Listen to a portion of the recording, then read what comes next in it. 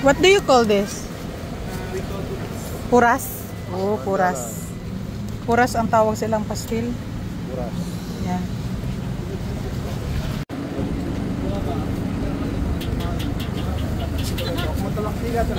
How much? 5 ringgit, 6 pieces, 10 ringgit, 12 pieces. Okay, 6 pieces. Wonton goreng. Ayam. A chicken.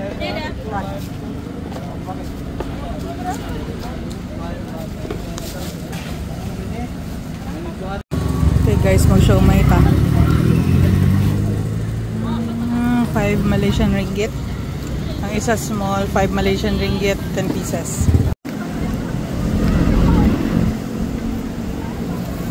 Balu.